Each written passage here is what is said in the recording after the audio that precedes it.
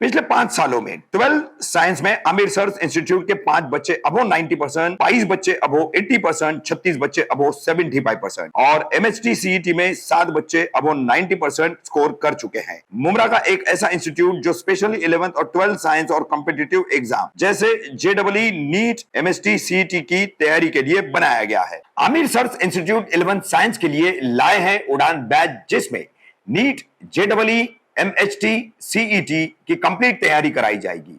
Maharashtra board की separate तैयारी कराई जाएगी। कंसेप्ट को समझने के लिए स्मार्ट बोर्ड और प्रोजेक्टर का यूज किया जाएगा।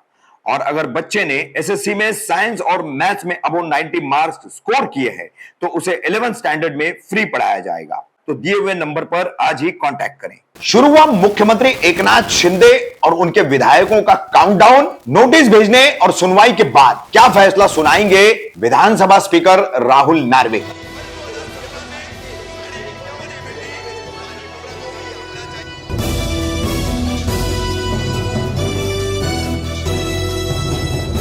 रफीक कामदार हिंदुस्तानी रिपोर्टर में आपका स्वागत है। पिछले लगभग 1 वर्ष से ज्यादा का समय हो गया है महाराष्ट्र में सत्ता पलट का जो खेला किया गया, ये खेला आप सभी देख रहे हैं। पहले शिवसेना के 2 फाड़ और उसके बाद एनसीपी यानी राष्ट्रवादी कांग्रेस पार्टी के 2 फाड़। तो पहली प्रक्रिया जिसमें मुख्यमंत्री बन चुके विधायक एकनाथ शिंदे, जो पार्टी के विधानमंडल गुट के नेता थे, इनके द्वारा की गई बगावत, उनके साथ 40 विधायकों का जाना, वहीं इस पूरे सत्ता पलट के खेला को जब शिवसेना के अनिल देसाई, प्रतोद, सुनील प्रभु ये सुप्रीम कोर्ट लेके पहुंचे तो 5 जजों की बेंच ने एक बड़ा फैसला सुनाया। हालांकि कानून विशेषज्ञों में से कई सारे ऐसे जिन्हें यह फैसला रास नहीं आया, ये संविधान के मुताबिक फैसला इसे ये कानून विशेषज्ञ नहीं मानते हैं। बहरहाल, मगर जिस तरह से मुख्यमंत्री एकनाथ शिंदे समेत 16 विधायकों को अयोग्यता की जो नोटिस दी गई थी पार्टी की तरफ से और उनके खिलाफ विधानसभा में जो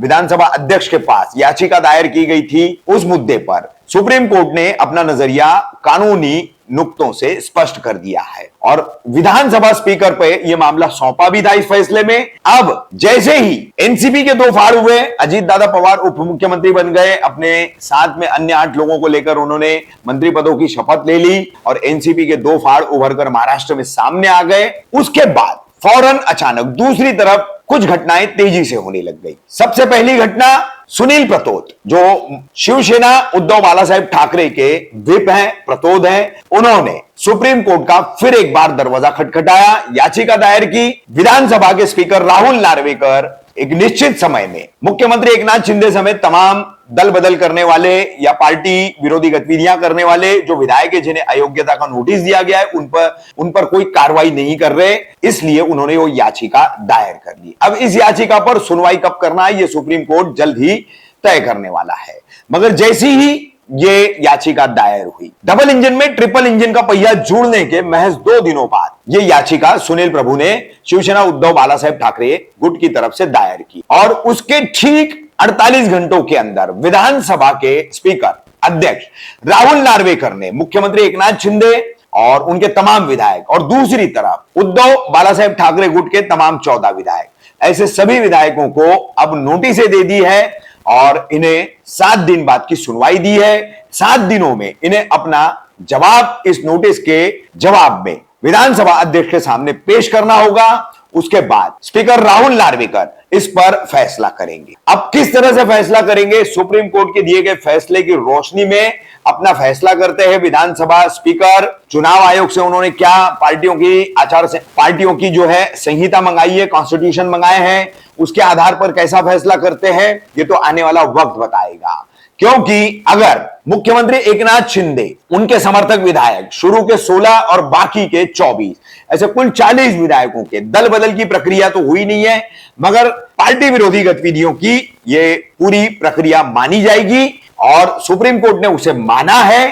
तो अब इस रोशनी में, इस नुक्ता नजर से कैसे सुनवाई करते हैं विधानसभा अध्यक्ष राहुल नार्वेकर, ये तो सुनवाई के दौरान सामने आएगा और उसके दौरान ही स्पष्ट हो जाएगा कि उनका फैसला क्या होगा। तो ये एक तरह से मुख्यमंत्री एकनाथ शिंदे, उनकी शिवसेना, उनके तमाम विधायक, इन सबका काउंटडाउन माना जा रहा है कि 7 दिनों में ये सुनवाई, 7 दिनों की मियाद के बाद, जिसमें से लगभग 3 दिन हो चुके हैं, 2 या 3 दिन हो चुके हैं, आगामी 4 या 5 दिनों बाद इस पर एक निश्चित तारीख को सुनवाई उनको करनी पड़ेगी।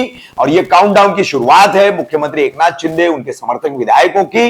बस सवाल यही होता है पैदा कि स्पीकर, विधानसभा अध्यक्ष राहुल नार्वेकर क्या संविधान के हिसाब से, 10 शेड्यूल के हिसाब से और सुप्रीम कोर्ट के 5 जजों की दी गई फैसले के नजीर में इस फैसले को सुनाते हैं, सुनवाई करते हैं, किस तरह से करते हैं।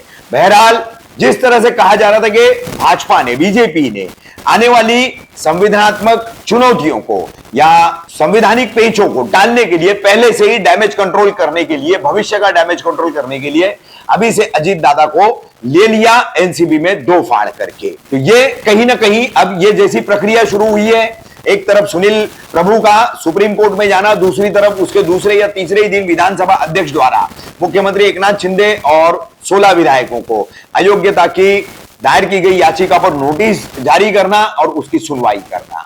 अब मुख्यमंत्री के गुट को तो दे दिया गया है, लेकिन उद्धव बाला साहेब ठाकरे गुट के 14 विधायकों को जो नोटिस दी गई है, उसका आधार कैसे विधानसभा स्पीकर बनाएंगे, इस पर भी अब चर्चाएं चल रही है।